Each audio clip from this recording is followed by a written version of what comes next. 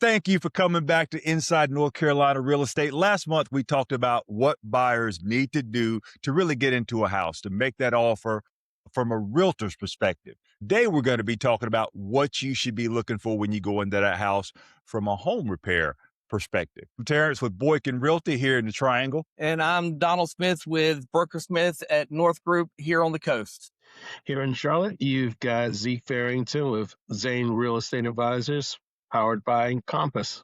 We've got Shannita here with Ramsey Services. She's going to help us out. Shannita, tell us a little bit about yourself and your business. So my name is Shannita Ramsey. I'm one of the owners of Ramsey Services, full service property maintenance business. We deal with residential and commercial properties, home repairs, and renovations. We're in the process of getting our general contractor's license, and so we're capped at $40,000 projects, but that'll change soon. We have several contracts, well over several, I would say dozens now, with property management companies in Wake County and the surrounding areas. We have contracts with homeowners association, large ones, as well as Raleigh Housing Authority. That's pretty good to know that you guys do have to, because we got a lot of people here, I call it a dude in a truck, that will go make some repairs and really aren't accountable for anything. If you're working with HOAs and Raleigh Housing, that means you got to be doing the right thing at the right time. You have to, yes. And there's stipulations in each contract has to be done at a certain time, or you will be penalized. Got it. Got it. Well, let's just jump right into it with our buyers right now, because we work with a lot of buyers that are first time buyers. They've never had to make repairs. They've never had to look for stuff. So there's things that buyers are focusing on, but we want to talk about what they should really be focusing on. And that really breaks down to, we got cosmetic repairs versus repairs that need to be made. Sometimes Zeke and Donald, when we go into houses, our buyers are focused on what we call cosmetic stuff, painting, flooring, that kind of stuff. Are you still seeing a lot of that? Yeah, like we'll see a lot of lipstick on pigs, right? So you get that a lot. And I think the big thing for a buyer to realize is that you have to get past the first 2 or 3 minutes. Listing agents are geared to making sure that the first impression of the property when the buyer walks on is perfect. So we're going to focus on, from a listing side of it, the way the yard looks, the way the porch looks, the way that front entry looks in that front room, because you've got 7 minutes to make a first impression, and you either have them on the hook or they're ready to walk away and go somewhere else before they finish that 7 minutes. And so what we focus on is on the front part of it, but what buyers should be looking at are the things that happen after that 7 minutes. Yeah. You've got to get into the bathrooms. You've got to look up into the corners, look to see if there's mold, if we've got some exhaust issues going on in the bathrooms. You need to be looking at your door jambs. Those door jambs, especially in an older house, they're going to start to separate if there's some foundation issues. And you may have one, and that's not a problem. But when you start consistently seeing the separating in the corners, and it's happening one side or both sides of that door frame, it really begins to become a concern that needs to be looked at. And the other thing that I'll do is, if it's on a slab, it's not really a big to do.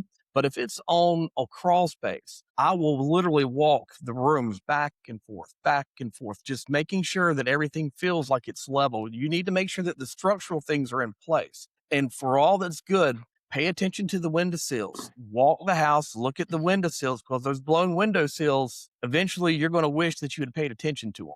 So we're looking at structural things beyond the front room. Shannita, Donald just said, and one thing I'm seeing a lot, because I have been showing a lot of homes, I don't know why it occurs, but specifically in Durham, maybe because they're older houses, but that floor, I call it the undulation of the floor. It feels like you can feel what's under the floor going up and down. Is that something buyers should be wary of, and what should they be doing there? Yes, that's the first thing I actually look at. And the next things is exactly what Donald mentioned, which is the window sills and the doors. The first thing I look at is if there's going to be any type of foundation issues under the floors, the sistering of the beams under it. You can feel it. It's going to sometimes feel like a roller coaster. It may be warped. You may see the walls warped as well. If you see walls warped, and like you said, you put in lipstick on a pig, you can put paint over the walls, but if there's a leak in the roof that they're trying to hide, you can tell that if the walls are warped. Same with if there's any type of structural damage and it looks like you're just riding a roller coaster or walking around the house. I look at that, and I also like to walk around to see if there's any cracks in the foundation.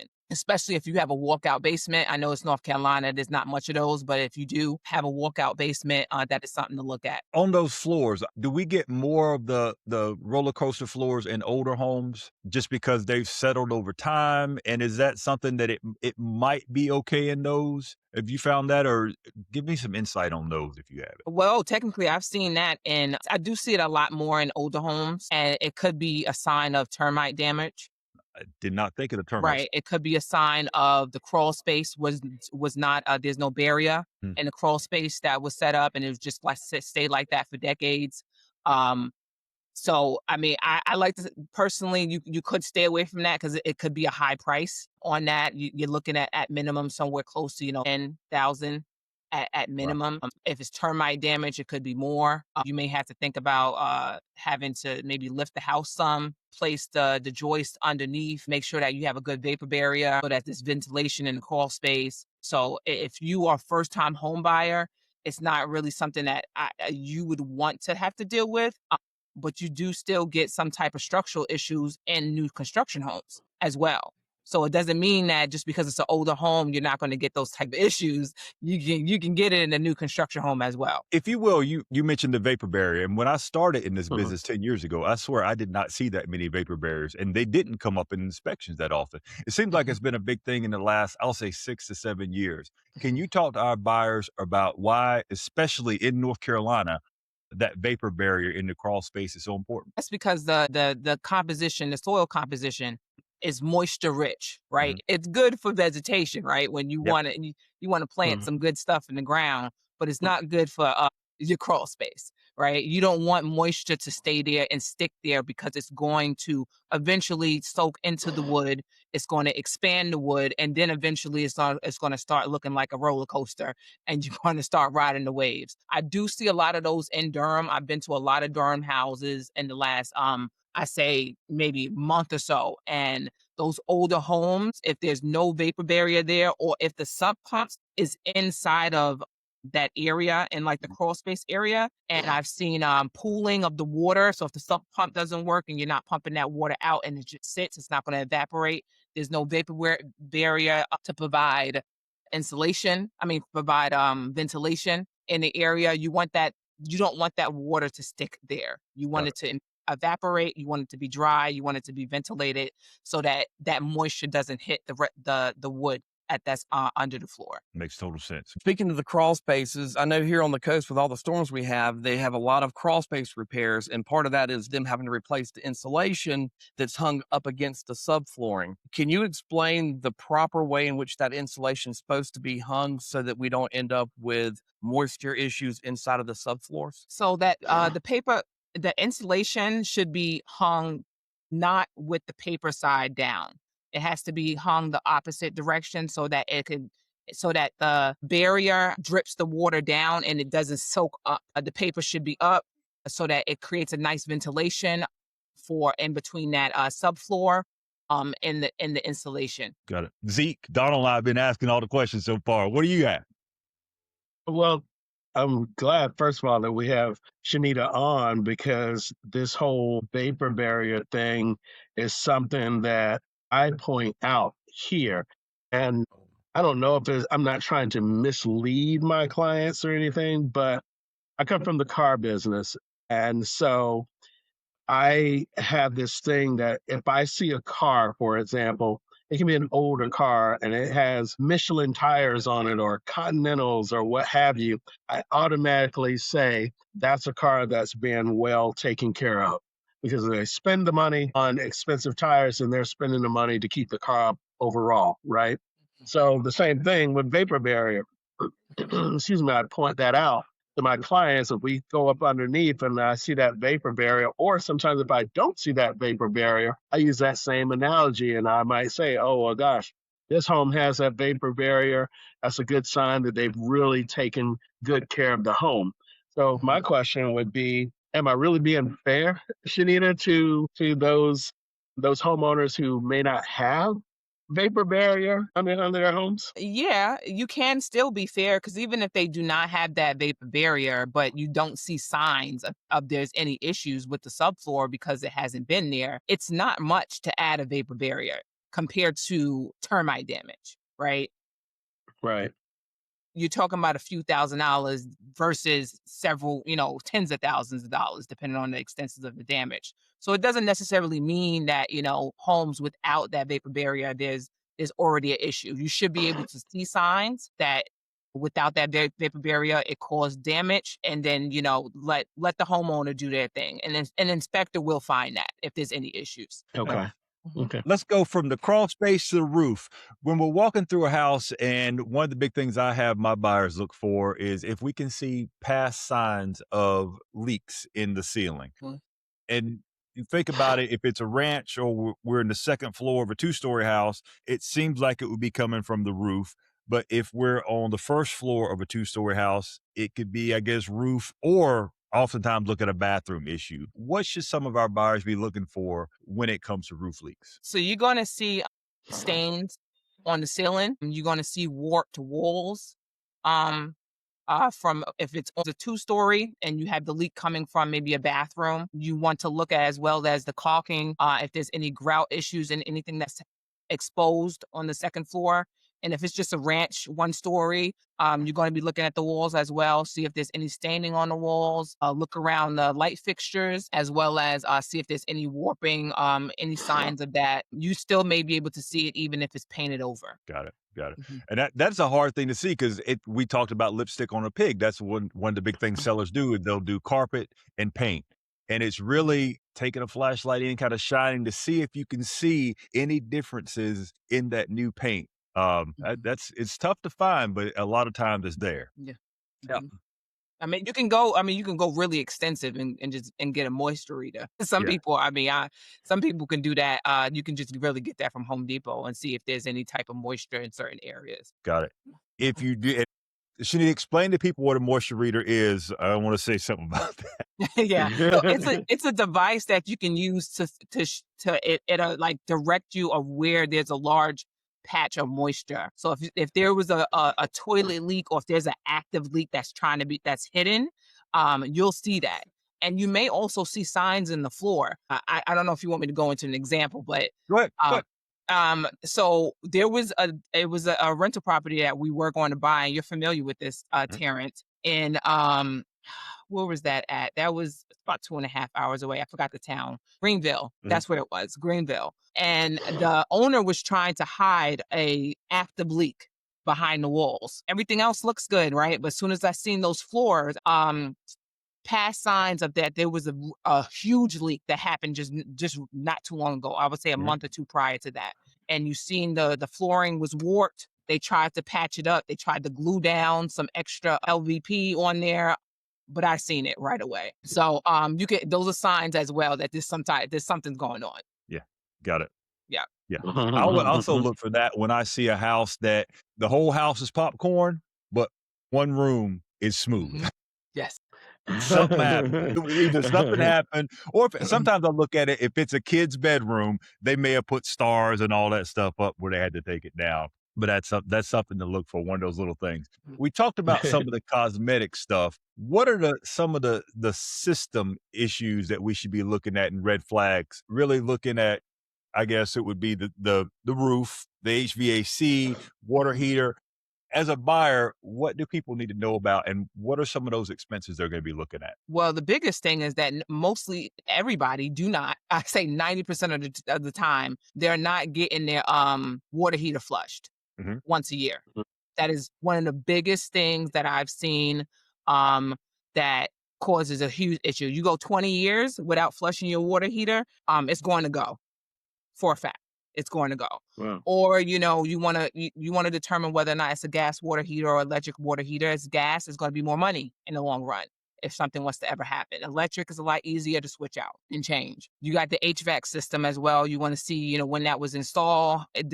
Was it replaced, or is there any HVAC system at all? There's so many different things I can go into. How old the home is, right? If you got a home that is from 1915, it needs to be rewired. That whole house needs to be rewired. If you have a home that is older than, I believe, 1973, you got to worry about asbestos, right? Things like that. As well, HVAC is a big thing as well. HVAC companies, you know how it is. They can give you a $20,000 quote. They can give you a $13,000 quote. I'd like to go back to the water heater, Shannita, because I don't know if I should feel ashamed or not, but I've never thought of flushing a water heater. So, what does that process look like? And is that something that the homeowner can easily do for themselves, or do they have to have a plumber to come in and take care of it for them? Now, I spoke to a plumber about this, and truthfully, the homeowner can do it. If you're handy, you have experience, you technically can do this. You have to flush it out. There's a chemical way to do it. There's chemicals that you can buy, um, or there's a natural way you can do it, and you can do that with vinegar and some water.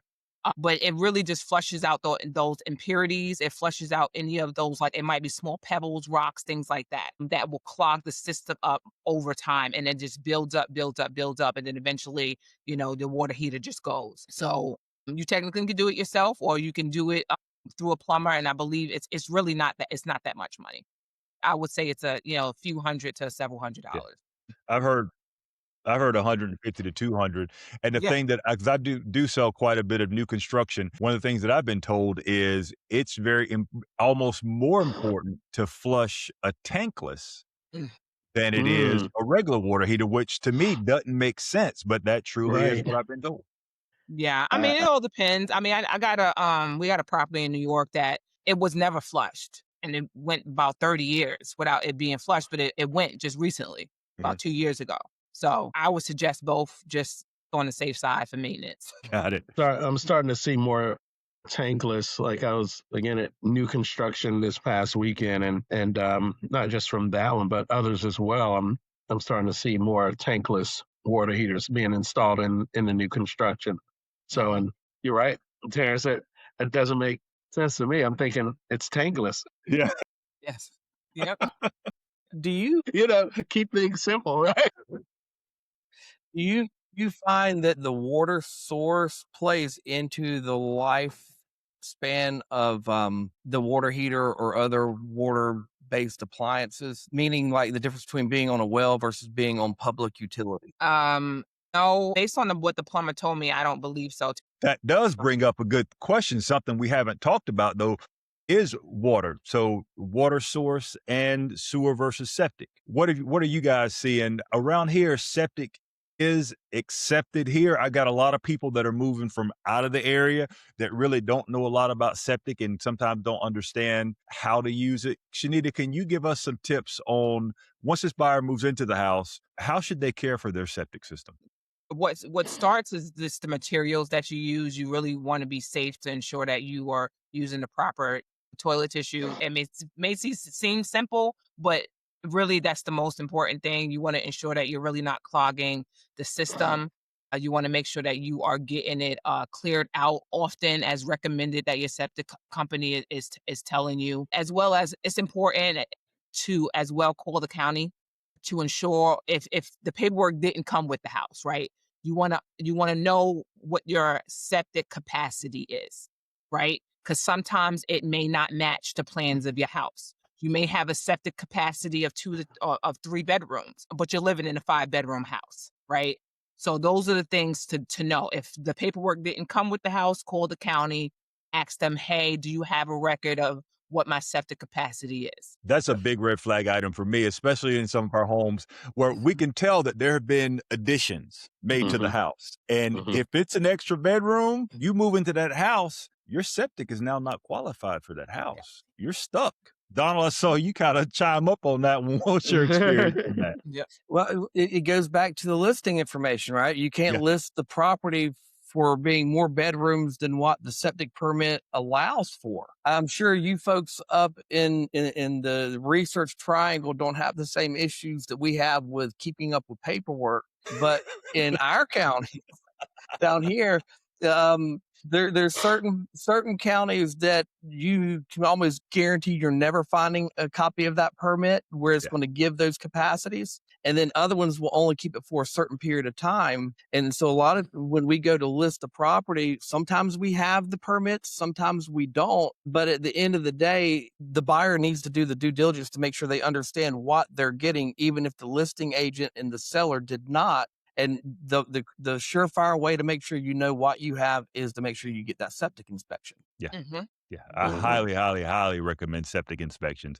But we got some loan types that if they're septic, you have to have it. But then there are some you don't. If you're paying cash, you don't. Mhm. Really something to look into because we had buyers. I represented the buyer and there were septic issues. The seller had to install a $16,000 septic system before that one could close. So that's something. We talked about permits. Shannita, are you guys, because I've had this happen with one of our listings, I think 2 or 3 years ago. The seller expanded his master bathroom and actually took out a closet. The general contractor was above board. He was getting permits. He was going to do it.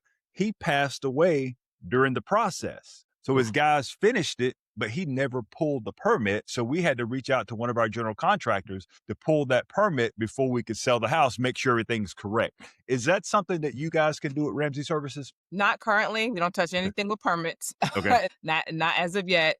But I'm very familiar with permits, how that should be done, and where to look for them. Yeah. Got So it. that'll change once we get licensed. Okay, once you get licensed. And Mhm. is that something that once that changes, if a seller does have that issue, will they be able to reach out to you? Because I see a lot of listings right now where it says seller did not pull permits for any of the work.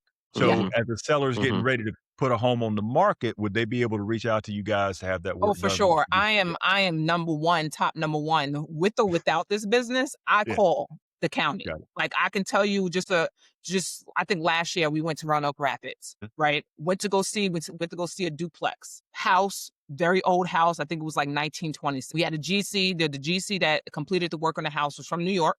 As you said, like I told you, it's a free for all in New York. So he came down thinking that he can do the same exact thing down here in North Carolina. He added an extra room. He added a bathroom. He added extra plumbing. And I called the county, asked them, I said, because you can go online. Sometimes you can pull the permits straight from online. And if you don't see it online, you call the county. But he didn't pull any permit for anything. Yeah. Obviously, he was not able to sell the house. And I believe the house is still in his name to this day, but he didn't pull anything. But that is something that they can call and we can research for them. Yes. Got it. Got it. We've talked a lot so far about buyers. What are some of the things that our homeowners that aren't selling right now? Because we've got a lot of homeowners right now that there's really no motivation to sell. They're not having more kids. They're not worried about a job moving or anything like that. So they're fine. They're going to stay where they are right now. What are some of the top 3 or 4 things you could recommend for homeowners to do to keep their home up to date? And if they were looking at selling down the road, they'd have no issues with it. Yeah. The first thing I like is maintenance, right? You want to ensure the HVAC is working properly, plumbing working properly. There's no leaks. You address everything immediately. All the big things you're going to be addressing immediately. The second thing is aesthetics, right? The outside aesthetics. You want to make sure it looks good, it looks clean. It doesn't have to be absolutely beautiful, but you want to make sure your outside looks good. The painting on the house has to look good. Inside the house, you want to make sure you have the paint inside looks good, it's painted well. If you need to replace the carpet, replace it. I do not suggest doing major upgrades, right? If you're not going to be staying there long. Don't put gold fixtures all over the house, right? Don't do things like that makes it specifically custom to you. Make it so that your house can be changed for the next buyer as they see fit when you move out. Yeah, we do want to make sure the house is looking good, feeling good. For the major mechanicals, I know Zeke and I talked about flushing the water heater. Is that something yearly Yes. you recommend? And what about the HVAC? How often should it be maintained? Yearly is going to be for the water heater. HVAC is technically supposed to be somewhere close to quarterly. Where you want to ensure the vents are cleared out. You want to make sure everything is working properly.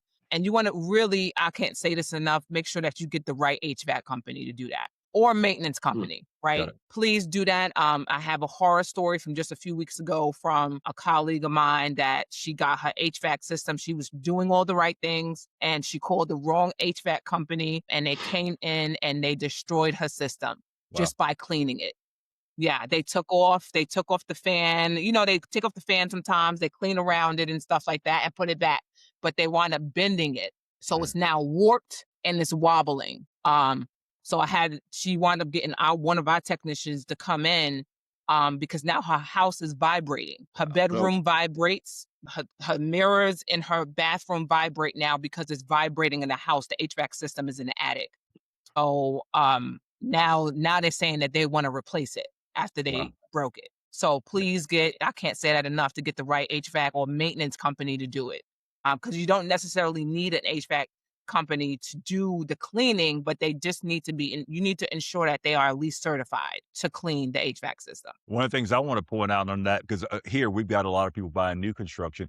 If that system is still under warranty, I recommend reaching out to the person the company that installed it with the new construction company. Or if you bought it, had to get a new HVAC, continue having the work done with the person that installed it, so you don't void those warranties. That's a huge, huge issue that a lot of people are coming across these days. Well, I think that speaks, especially with the new construction, that a lot of your warranties don't even activate until you register the individual systems or appliances. And a lot of times they'll skip over that with all the excitement of purchasing the house, and they think they've got this 1-year warranty, and they missed that little small conversation that they had when they did the orientation, that they had to go back and register all of those appliances and those warranties for them to be in effect. So Right. good point. Shannita, I think I may have heard you say Greenville. You guys are based in the Raleigh area. What's your workload area? So we handle Lee County, Orange County, Harnett County,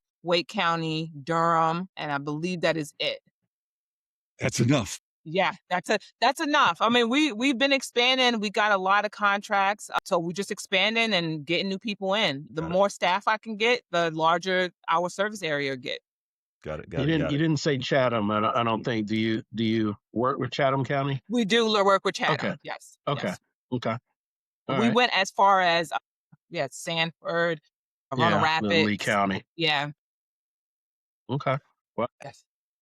So, Shannita, talking about when we have to have a general contractor for repair work and when we don't, I know that there's like this dollar amount threshold, but my question about is the threshold plus what makes up that number? Is it just the parts, or is it the parts and the labor combined? And how do you calculate what that threshold number includes? So the threshold is going to be total labor and materials, $40,000, as well as if it requires a permit, or you're going to be, and the permit is meaning that you move in the structure, you got to lift the structure, you got to add a bedroom, you're going to rewire a house, things like that. Anything that requires a permit, or if it's over $40,000 with labor and materials, it's going to require a general contractor. So if you work with a handyman, maintenance service often, or renovation company that are not general contractors, and they're doing a project over $40,000, that is illegal. It is considered to be illegal, right? Now, there is some people, like if we have jobs ourselves currently, until we become licensed GCs, I can get a GC in with us, but we're going to be subcontracting, and they'll be the general contractor. That's legal. All right. Well, second question, and this is the last of them. And we'll talk about home warranties, is what I want to ask you about working with home warranty companies to get repairs done. So like we end up with a lot of this gets added into the listing paperwork. It gets added into how we market. It gets added into, but we're going to offer you a home warranty. And just kind of want from your experience with working with these home warranty companies on what they will cover, what they won't cover. Is there anything to look at inside of the home warranty paperwork, or the way that they write it, that the buyer should be looking for, or the seller should be looking for? I specialize in contracting as well, because I do the contracting for Ramsey services. You want to look at those provisions. You want to look at those limits on how much they will cover, because they say that they cover a wide range of things, but they have a limit for each individual service that they will cover. So if you have a problem and you're capped at 400, because that's what the contract says, you may not even be able to get that fixed. So you want to ensure that you're looking at those provisions, those limits inside that contract, to ensure that it's either unlimited, right, for the warranty, or really has a high threshold for each individual service.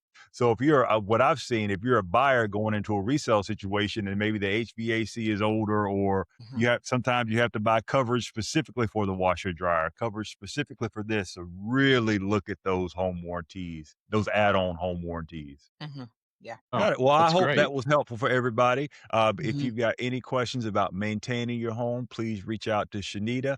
If you've got questions about real estate down east on the Mhm. coast, reach out to Donald out west, to Zeke. I'm here in the triangle. If you guys have any questions at all, please reach out. Have a good day. See you next time.